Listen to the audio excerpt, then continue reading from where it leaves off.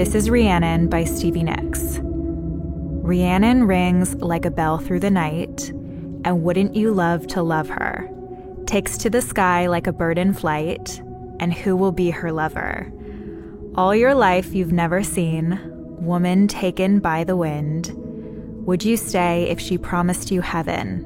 Will you ever win? She is like a cat in the dark, and then she is your darkness. She rules her life like a fine skylark, and when the sky is starless. All your life you've never seen, woman taken by the wind. Will you stay if she promised you heaven? And then it goes on and on and on. I associate that song with you specifically. Well, it is my favorite. Hi, I'm Corinne. This podcast is called The Ache, an ode to the existential ache of being human. That still small voice tugging inside every single one of us, prompting us to change, move, grow, become more of our authentic selves. This is conversations with people who dance with the ache. Okay, so why is that song my favorite song?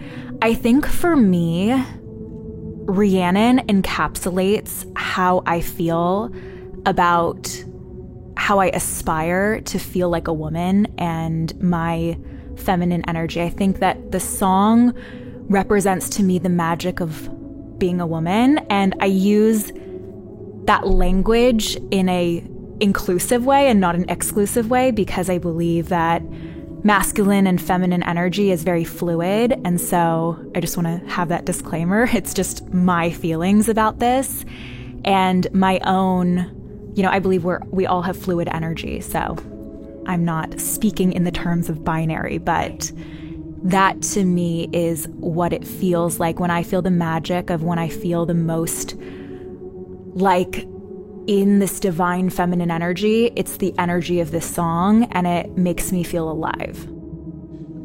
That is the voice of Eliza Cohen. I met Eliza back in 2020, and at that time she was on this tour of different spiritual practitioners, and she was developing her own ability to channel.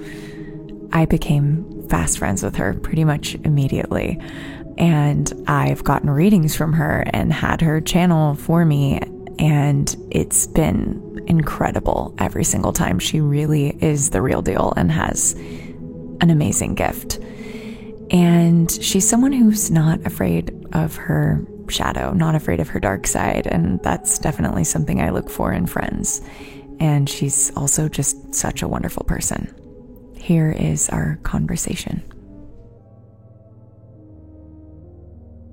One of the lines in that song that I love, and I guess I never clocked it before, was like the part about being your darkness, she will be your darkness, or whatever the line was. And I think so often I have felt that one of the roles that the feminine energy plays, like again, regardless of gender, but like the feminine vibe takes you down, like in a way, in a good way. It takes you down deeper into your soul. It takes you down into the dark parts of yourself to explore them, and then it brings you back up to like bring those realizations to the surface. Yeah, and I think I've had to navigate equal parts darkness and lightness in my journey, and I feel like as a society we're often trying to avoid, escape, or minimize the darkness because it's unpleasant and uncomfortable and doesn't feel good. But sometimes in the darkest moments, you find the brightest light. And I think that the song encourages one to explore their darkness not as a bad thing, but use it as a way to find more of themselves. And it's also an acceptance of both of the polarizing energies. It's an acceptance of the lightness and the darkness.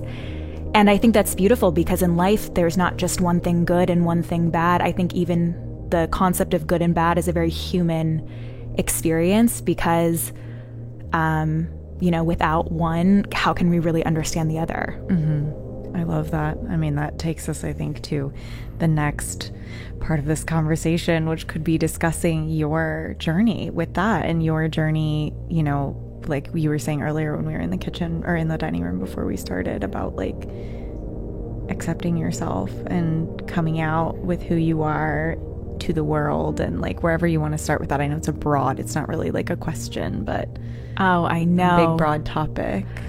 I feel really inspired, like we've shared a little bit, to talk about authenticity, because I think being authentic to oneself, right, is such a great idea. It's like, yes, let's all be authentic to ourselves, but part of that journey, at least in my experience, was really having to face my own darkness and face my own shadow to feel comfortable and even accept myself in my authenticity. And it wasn't even necessarily like the world didn't accept me, but I was almost assuming that someone wouldn't understand or be able to accept me.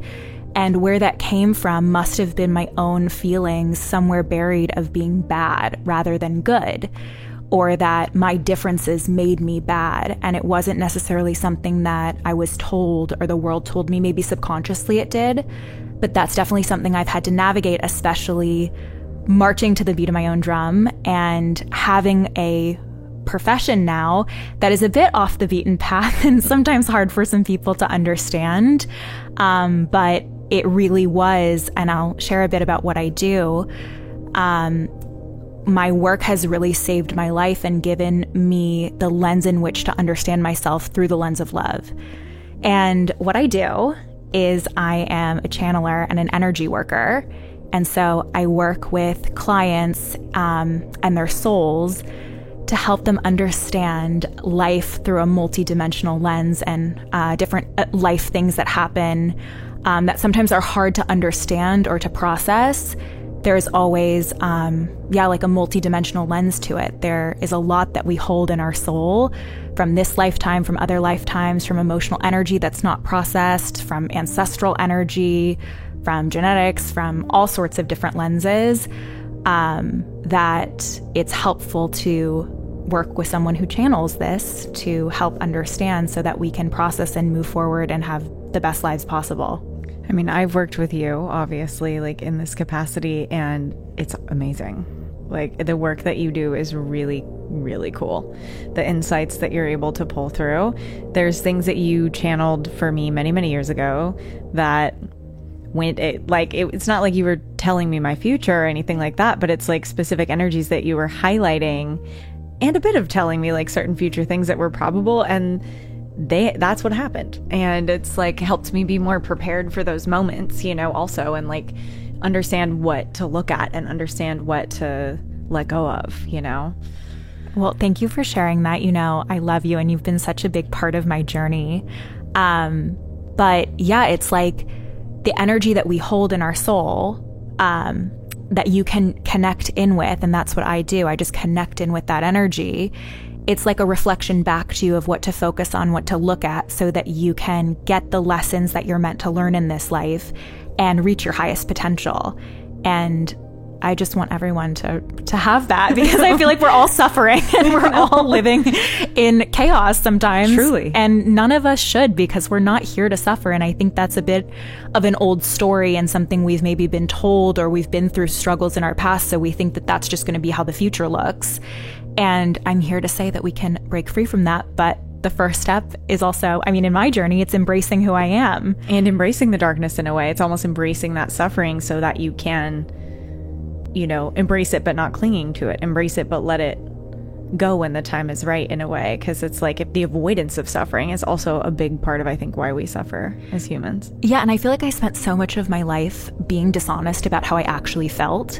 And as soon as I actually was honest about what was coming up for me authentically, accepting it, looking it in the face, it changed. But it was the avoidance of the truth, and by the truth, it's also by virtue who I am, that created a very stuck energy and created actually a perpetual suffering, versus actually being able to be free and not identify with those kinds of patterns or energy anymore. And how did you do that? Do you feel like, I know a bit of your story, obviously, but I don't want to put words in your mouth because I'm not actually sure how you feel about it. But did you feel like it was thrust upon you and you just couldn't help but go through it anymore? Or did you feel like it was more of a choice, or was it a combination in terms of like facing those parts of yourself that you were like, fuck? Like I feel like life gives you, sometimes when you want to avoid those things and you spend a lot of years avoiding them, but you are really meant to transcend that energy, life gives you experiences that you can't avoid. And I had one of those experiences come into my life, and it was the form of a relationship that really taught me a lot about myself. And it was one of those relationships that you wanted to leave, you knew you should leave, you maybe tried to leave, but there was something that really kept me there because there was something I was learning. And it was like a very profound thing about myself. And ultimately, I was able to learn that. It was a very dark night of the soul, came out with this new consciousness and this freedom. I mean, it was a long journey. You were there for it. Yeah. But ultimately, like if you stick with it, you will get the keys, and they're better than anything. And so that's a lot of the work that I do now, is I have clients who come to me with patterns or relationships or things that they can't seem to get themselves out of, but there's a reason for that. And so they want to know what they should be learning, what their soul is trying to understand through this, and how to have the empowerment and the autonomy to ultimately shift their patterns while also getting the lessons from their soul. Mm-hmm. It's so fucking cool. It's so cool. I think that's been such a big thing in my life personally, is taking autonomy over, over patterns, and being like, okay, this kind of thing has happened now in my life 6 times. All right, who's the common denominator? Well, it's me.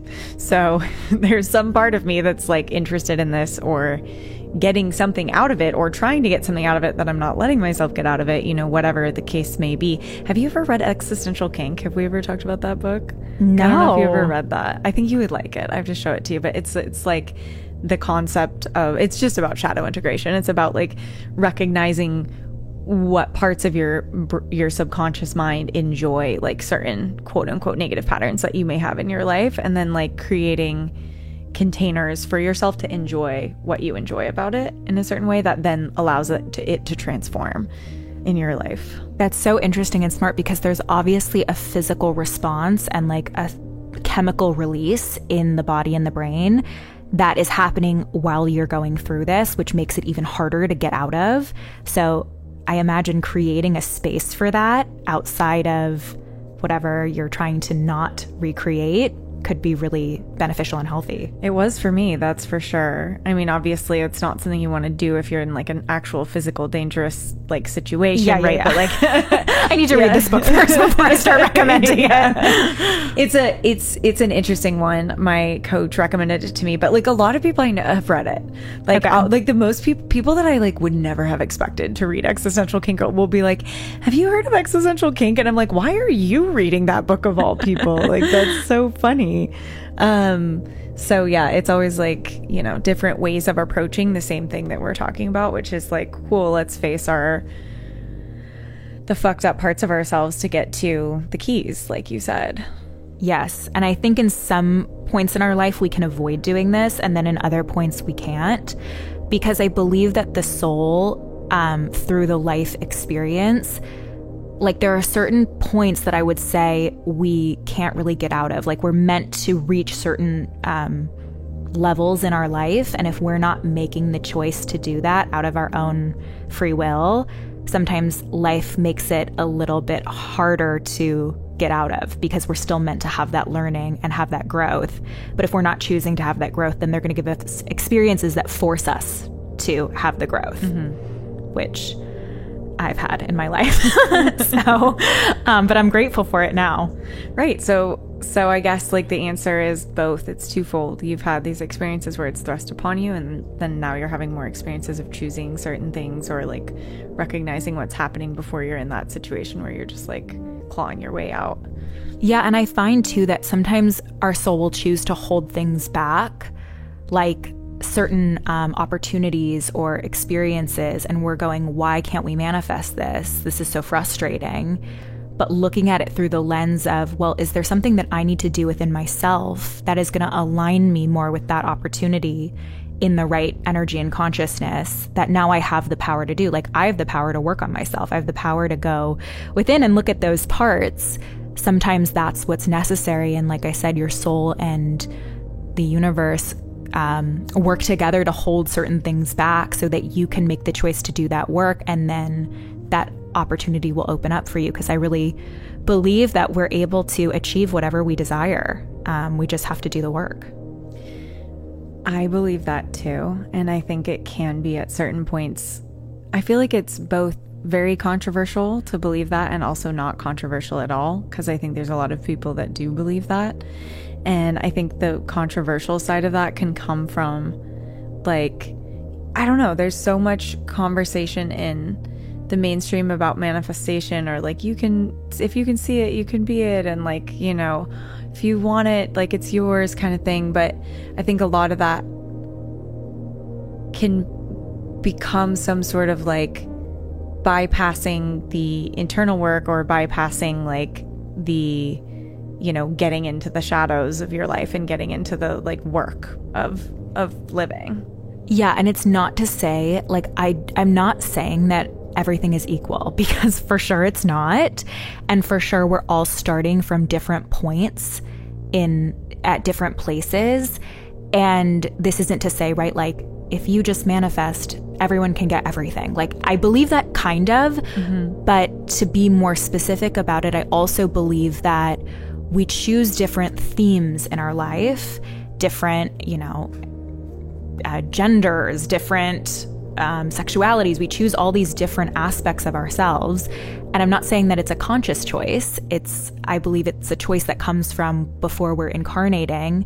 We're choosing, okay, I want to have this theme, or I want to have this experience, and I'm going to learn through this lens. And so because of that, right, they're almost like different stories that we're writing. So it's going to look differently. But that energy of abundance and freedom and manifestation, I do believe, is available to everyone. It's just going to look differently depending on what your story is. Yeah, and depending on your theme. I mean, I think you and I share a lot of similar beliefs about like the origins of like human souls coming into the world. I mean, I've chosen to believe that it was a choice for me to come here because it's the only thing that lets me sleep at night, you know. It's the only thing that I can be like, I don't know why I would have chosen this, but exactly. Well, I always think of it like video games or like horror films and like all this stuff, because like, what do we do when we have everything in front of us perfectly as human beings? What do?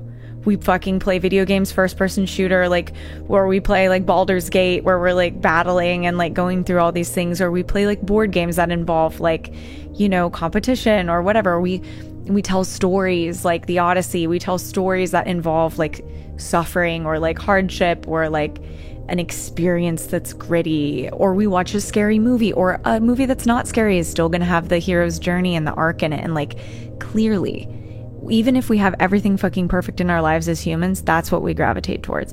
So why wouldn't we choose to come into a world that's like intense and like putting us up against the shit? I don't know. That's what I think. Yeah, and I think that everyone has an arc. Like, everyone does. Our arcs look different, but there's always an arc.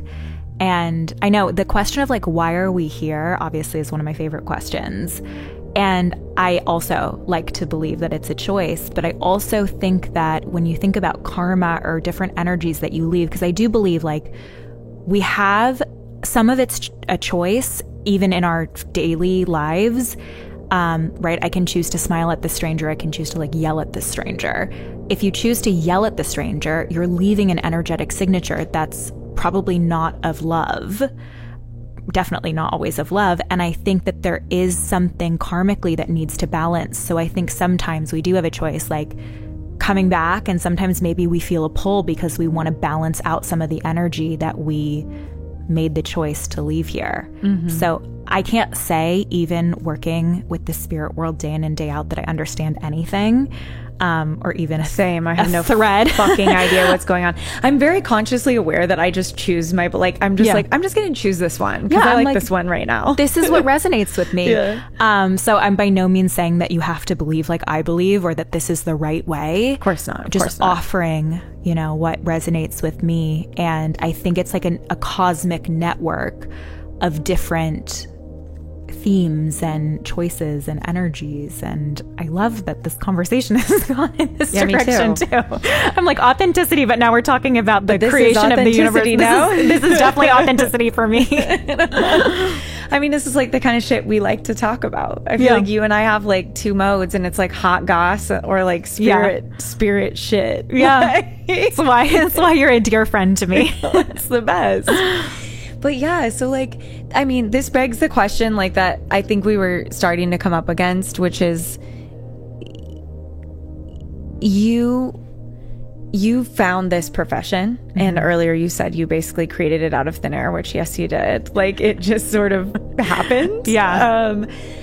But obviously when I met you, you were doing something different, and then you came into this, and now it's your entire like career and personality. Your personality, or well, you have plenty more things to your personality, but true. This is like your current focus as a soul, and like you've spent so much time like honing your skills. Like you've been to Arthur Findlay like how many times? Like 3 times or more than that. Gosh, it's probably been like 5 times. Arthur Findlay, can you pitch what Arthur Findlay is? Yes, and then I can talk to you about how I came into this. I want to talk about how you came into it, and I want to talk about, or if you're willing to, the sort of coming out of it all of I had to like accept these things about myself and then tell the world, hey, guess what? I'm channeling spirit. Yeah. Okay, so Arthur Findlay College, the Arthur Findlay College is a place that you can go to in Stansted in the United Kingdom, and it is the foremost college for the advancement of mediumship and psychic sciences. So the world's best mediums, who are all very, very accredited, very, very legit, inspirations of mine, are tutors at this establishment. And it's like Hogwarts. You go there. There are weeks that are for mediumship. There are weeks that are for psychic development. There's meditation weeks, but it's all sort of under this umbrella, and you go there to train. And I've had the incredible opportunity to train with so many very, very inspirational people, and it's definitely been a big part. I've made wonderful friends there. It's a very international place as well, so it's really opened up my worldview, which has been beyond valuable in my life. And it's so funny that you're talking about this, because I was talking to my friends actually today about us all making a pilgrimage there this summer. So we'll be back. And yeah, it's a great experience. Do you have any other questions about Arthur Findlay? No, I just wanted to I was bringing it up. So I was like, oh, let's talk about it. Every time I see your posts there, I'm always like, I want to go there so bad. I would love to go take a course there or something. I think it would be so fun. You would love it. It's totally like going to Hogwarts. It looks like Hogwarts. You're just kind of questioning reality 24/7, because you're like, wow, I'm surrounded by people that live in a very non-3D existence amongst a 3D existence. We all live in, pretty typical place. Well, not necessarily. What is a typical place? I just mean there's we all have families. There's structures that we are living within. Yeah. We all go to the grocery store. We're all participating in this very 3D existence, and yet we're all very much in the spirit. Yeah. And it's really fantastic to be around just hundreds of people that are tapped in, who are all from so many different walks of life. I mean, people in their 70s and 80s, people as young as 18, 19. So there's just such a range of humans there, and it's really, really incredible to get to talk to these people. And like I said, I've made some of the most significant friendships with people all over the world.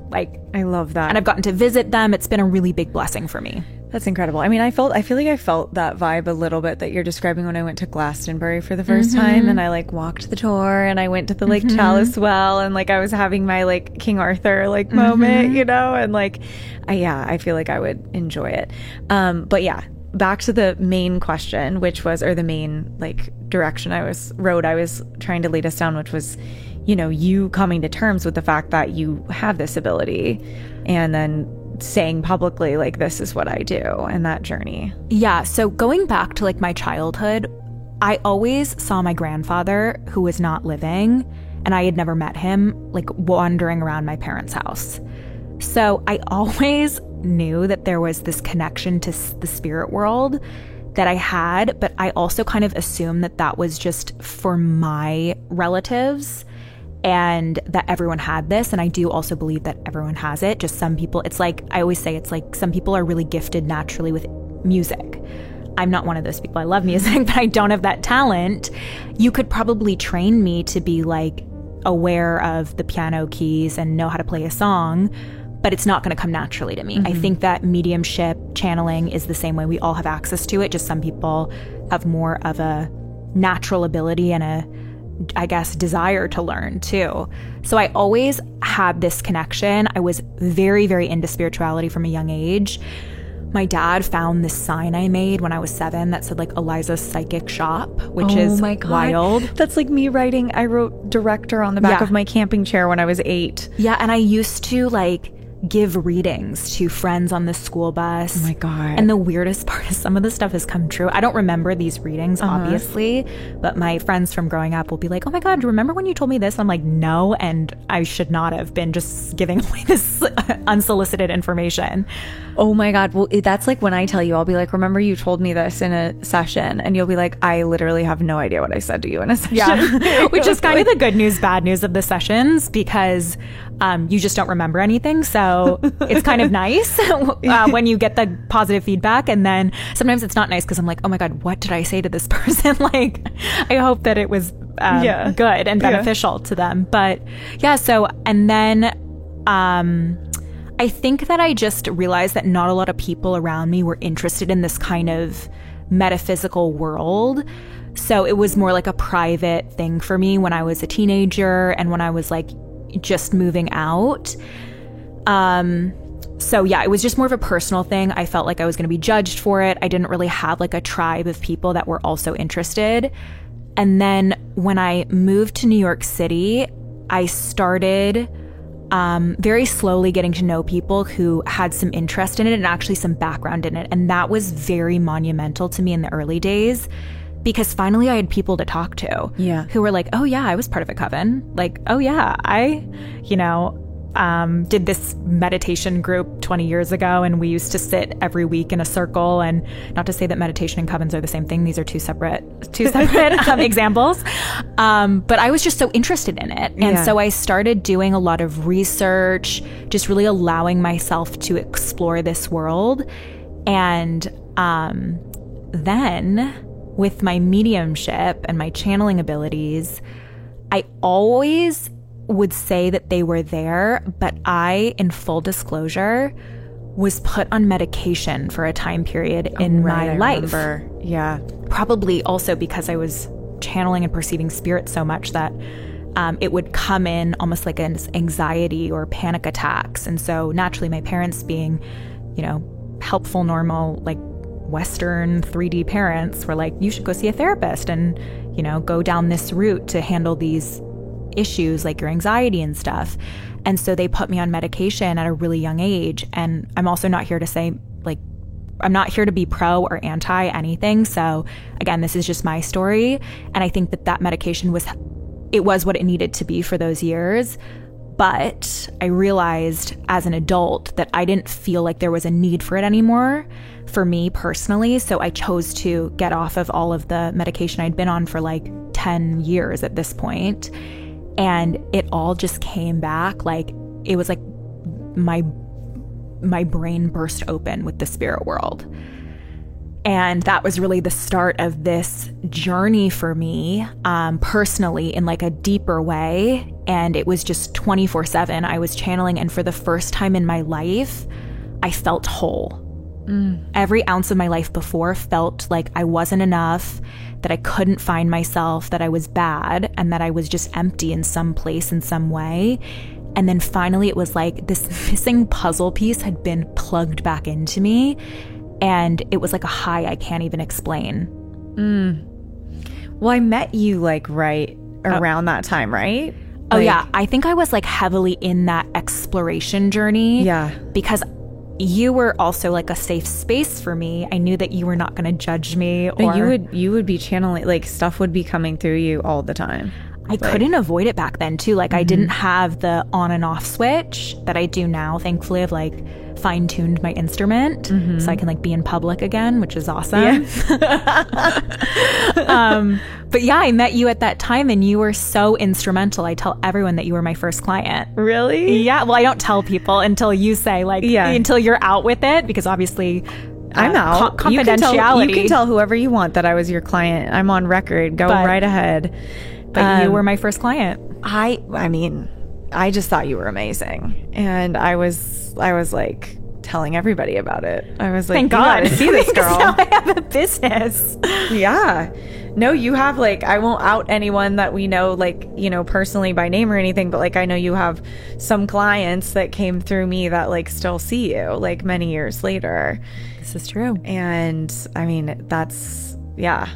If you have a channeler that you keep going to see, it must be something that's quite beneficial, because it's an experience. I mean, I'm comfortable with it. I think I grew up with parents that like, even though they're not into spirit channeling in this way, there was channeling of like Christ. There was channeling of like Jesus Christ and God. And there was, you know, the idea of faith, the idea of the belief in something that's like not immediately seen. Right. So I was very indoctrinated with the you know, ability to believe in possibilities of unseen like realms and angels and demons and spirits and whatever.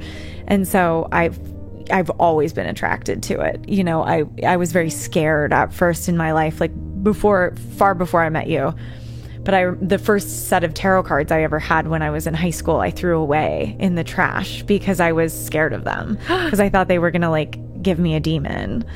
I used them for a while and they were like my treasure. And then I like had to throw them away along with my dildos because I was sure that it was all going to make me evil. Not the tarot cards being next to the dildo. Literally. I remember throwing them all in the trash and being like, these are evil. They're going to bring a demon into me. And I like threw them away. I wish I still had the cards. I mean, the dildos can go, but I don't need those anymore. They would be old at this point. So. You know, I still use my tarot cards from when I was 18. They're still the cards I use. Really? And I don't, by the way, I use tarot for fun, just so people aren't confused if they come to see me, like that they're getting a tarot reading. You're not. But I still. Yeah, you've never read my cards other than like if we're like for not fun, in a session. Funsies. Yeah. You just like drop right in and you're channeling immediately. Like you're just like, boom, like there's things to be said to you. Like, I don't even think there would be time to read a card because you're just like the whole time like telling. That's also because you're very open. I will say that the more open someone is and the more available they are to receive the information from spirit, the faster and more they'll get, I think. And it's fair enough. Like, lucky me. Lucky you, but fair enough. It's like you're coming to see a stranger. Sometimes maybe you're hesitant about this kind of work, which gets back into like, how did I come out with my spirituality? We never got to that. Sorry. I was just reminded of it. But even so, I think that it's the spirit world meets you where you're at. So if you're scared and you're unsure, they're going to give you the support that you need in that moment. But if you come open and completely just embracing, then they're just going to fire at you. And I love it. I'm like, tell me everything. I mean, my parents had no problem telling me all the things that they thought was wrong with me and why I should change. So I'm ready for spirit to be slapping me a little bit. And they never do. They always come from love. They're always nice. That's true. It's always it feels very positive. I've never had a reading with you that felt like it wasn't just like pure love. Yeah, I don't roll with that. Like, I have sometimes people come to me and they'll be like, oh my God, I saw this reader and they told me all these horrible things. Like, are you going to tell me anything bad? I'm like, no. And if anyone tells you something bad, you should throw that out because they're lying to you.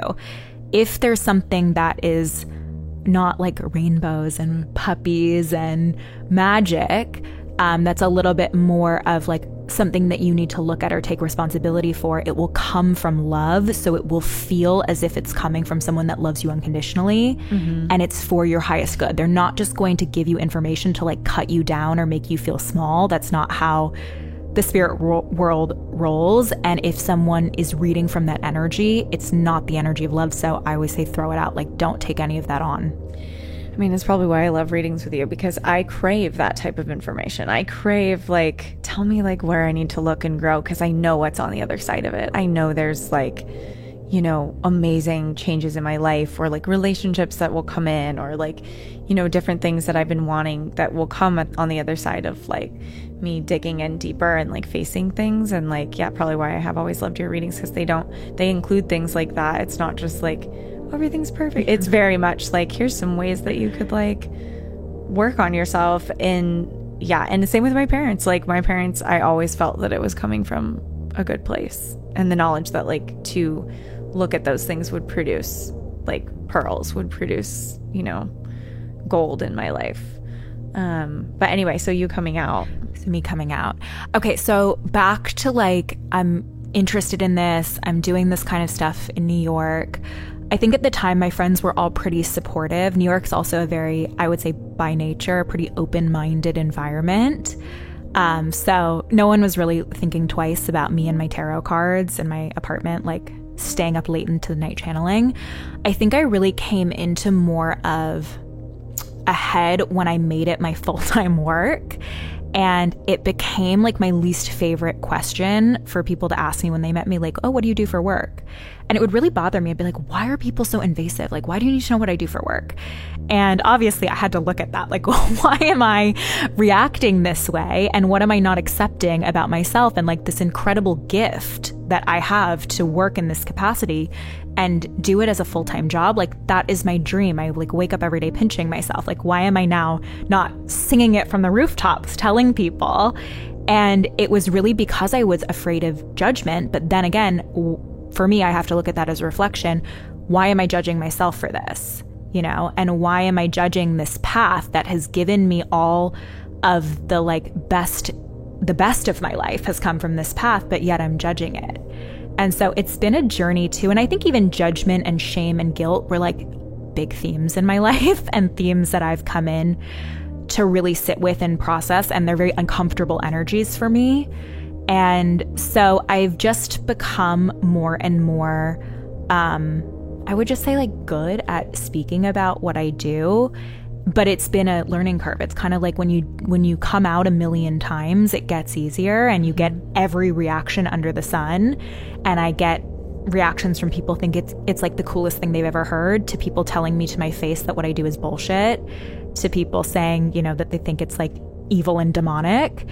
And it used to really bother me. Like, I can think of one instance, comes right back to me, years ago, where I was telling someone that was like a friend of a friend about my job.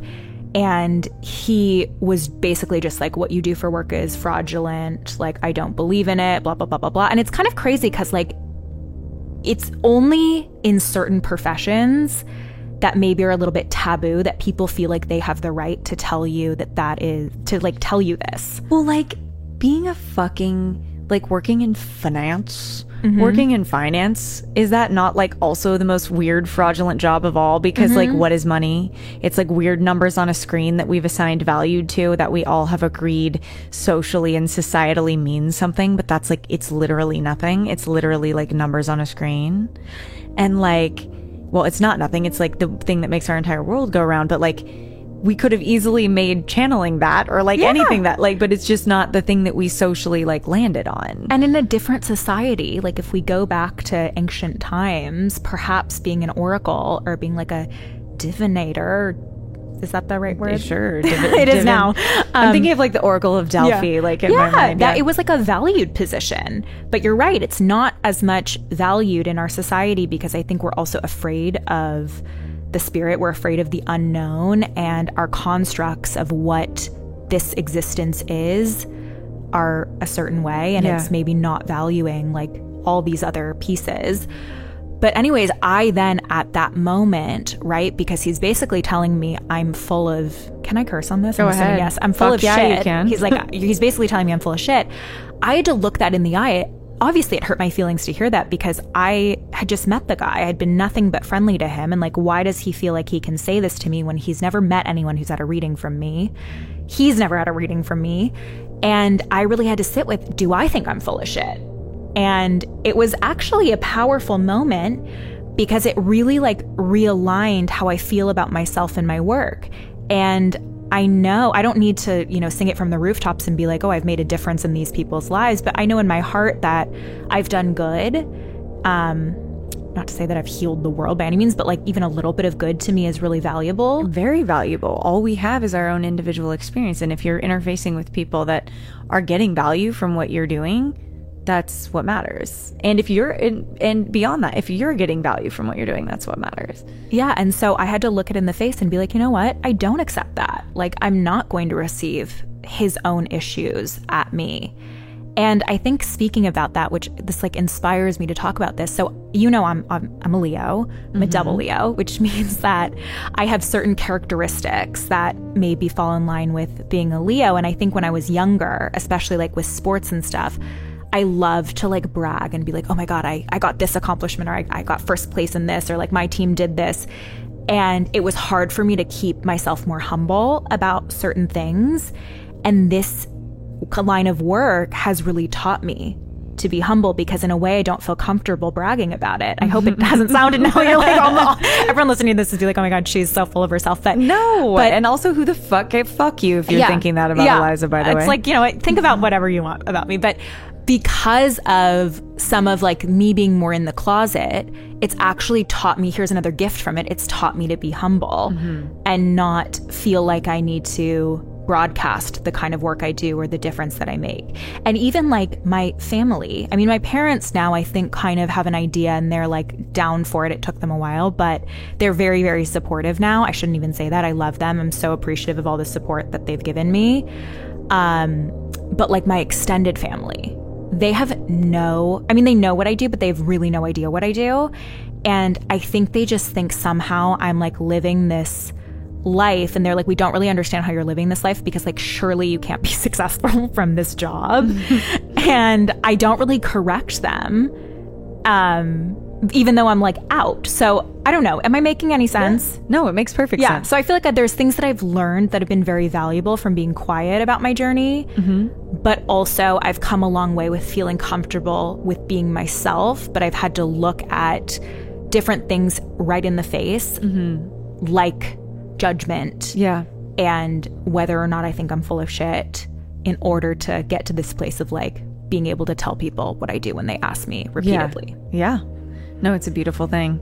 I feel like I've struggled with that at different moments of time in my life also, just being a creative and living in a city full of other people that do exactly what I do. Like it's a different feeling, but like there's been a similar feeling in my past. I don't feel it anymore, but where I didn't want to say like I'm a filmmaker. I didn't want to say like I'm, a director, a writer, like, for a while I was an actor, you name it. I just felt like, oh God, everyone does this. I feel like it was almost the opposite of what you're saying in a way, of where I'm like, every single other fucking person does this. Maybe that's my Aquarius rising that's like wants to be different, Yeah, and you are different. A little. In the best way. Thank you. In the best way. Thank you. I'll take that. And I mean, I feel different, but I feel like, I think we all really are individual people if we let ourselves be. If we let ourselves be our authentic selves, like I think everyone has like a lot to give and a lot to gain from other people being themselves. And the more you are, the more of a permission slip you give to others to be themselves. You know how I feel about your movies and everything. You know my favorite movie of yours. Oh, which favorite movie would that be, Eliza? I'm just going to let all your audience guess. They don't know. They probably haven't seen that. I have a lot of friends that have never seen that don't even know what it is. Yeah. Do you have it on your website? It's on my Vimeo and my website. Okay. Just watch them all, and then I'm speaking to the audience now. Watch everything that Corinne has publicly. You need to watch, because there's one in particular that stands. I'm not going to say above the rest, but I'm a fan. A big fan? Yeah. And we're just going to let everyone guess. Speaking of that, did you ever have issues with your sexuality, coming out with your sexuality, or was it always just like there? Oh my God, I had so many issues. I guess I just never knew that because I knew you like out when I met you. Yeah. I mean, I think for me, my journey with my sexuality was confusing for me. And I think that's what really delayed my being just authentically me, because I really wasn't sure what I was for a long time. Yeah. Like when I was younger, I thought I was straight. And then I realized I wasn't. And then I didn't know if I was gay. And then I didn't know if I was bi. And then I didn't know if I should have a label. And then I didn't know, like, there was just so much that felt like I didn't identify with a label. Yeah. And so I kept thinking, well, maybe I just don't know myself enough. Like maybe there is a label that I'm going to love because I must have a label. And if I just know myself better, or if I have more experience, then I'll be clear what that label is. And I think I've figured it out, but I leave there to be a lot of space for me to keep evolving with this. But I love the way of identifying as soul sexual. So like pansexual, soul sexual. I say pansexual because people know what that is. I will always say soul sexual and everyone's like, what is that? I'm like, it's simple. I like people's souls. I'm connected, like I'm attracted to, I would say really when someone embodies their soul, there's nothing more attractive to me. So when anyone does that, that's attractive. Not everyone, but certain people. And so, yeah, there's just this openness, I would say, with my sexuality. And also it makes sense, right? The way I perceive energy is pretty much in a very open-minded way. Not to say that if you're straight or gay, you're not open-minded, but I'm a very like, yeah. You're seeing beyond the physical presentation of like someone's body, or like you're seeing beyond like gender. You're seeing beyond that because you're seeing soul and you're seeing spirit, and you're seeing that every day, and you're seeing all these like facets. So like it makes sense. You know? One of my friends, she always uses the word jing. She'll be like, do you jing with that person? And so that's our lingo. Jing. And so what does jing mean? I honestly don't know. I think it means like you vibe with.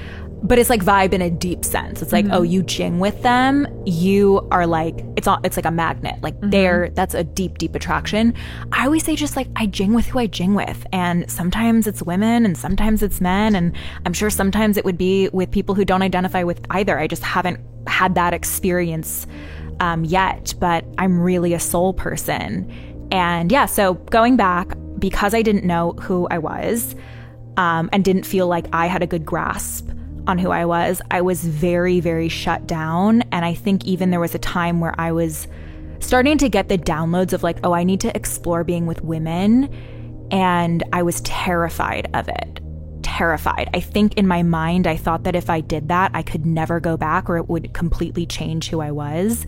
And that really scared me because I don't think I was ready to like just surrender to life. And then, things happen in life that life happens, you can't avoid it. And there was a woman that I fell in love with and couldn't avoid going down that road of exploring. And it was the biggest gift ever to me. And I learned so much. And then we broke up. And then I think I met a man after that. And then I think I met a woman after that. And so it just kind of continues. Yeah. Hey, Yeah. But life continues. Coming out is funny with that too. And I don't know if you've had this experience or you know anyone who's had this experience, but at least with me, because I'm very, not if you see me like walking around Santa Monica, a lot of times I'm not as feminine presenting, but because I can be quite a tomboy, but most of the time I'm very like feminine. Yeah, like she's in a sundress right now and she's got her little hair braided back. So pretty. Yeah. And I think because of that, people just assume that I'm straight. Yeah. And so it's a lot of, my ex-girlfriend or my girlfriend. And then there's a conversation about that. And most people I've never really had anyone be unsupportive, which has been amazing. So I've had a great journey with it, but it's been more, again, like in both of my journeys, it's more about my own issue or my own fear than it is about everyone around me. Yeah.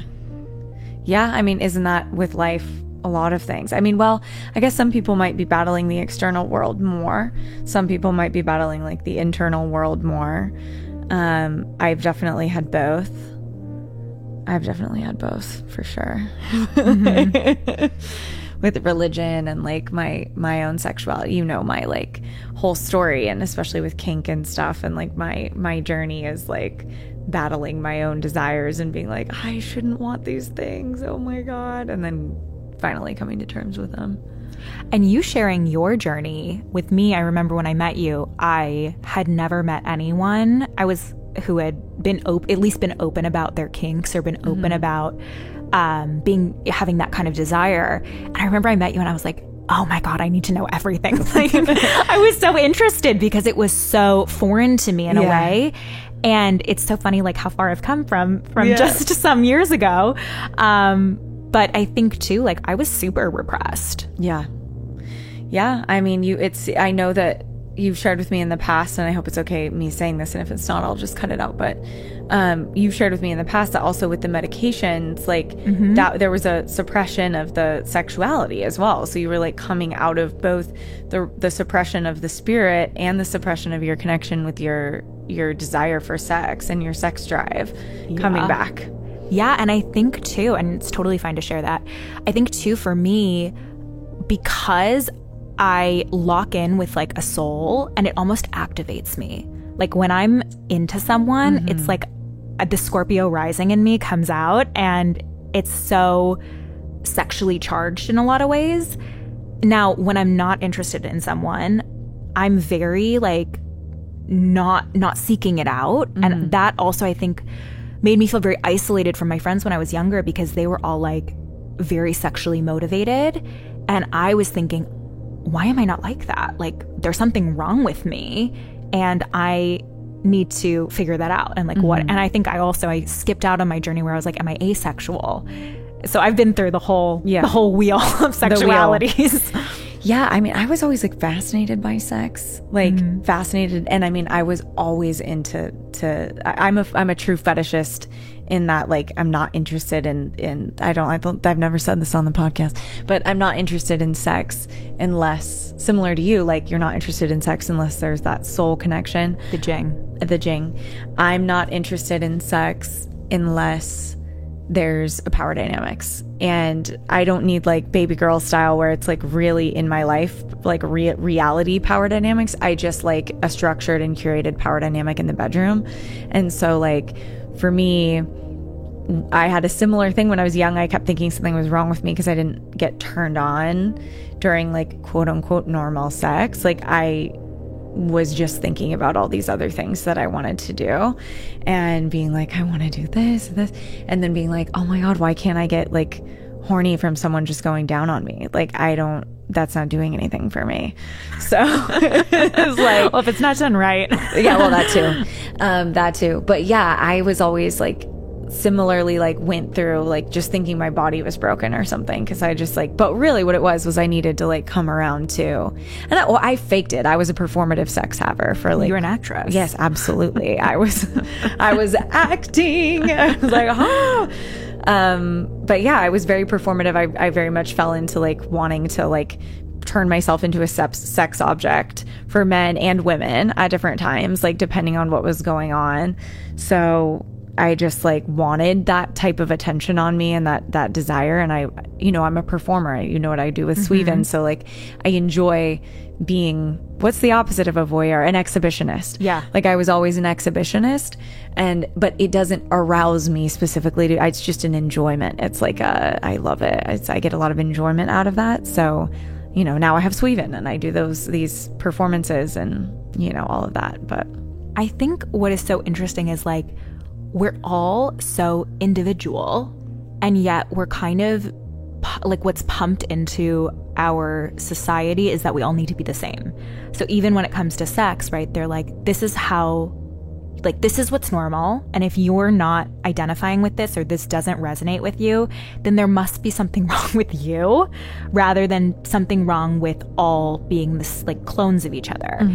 And I think maybe things are becoming more and more open nowadays. I think in some places, maybe not everywhere.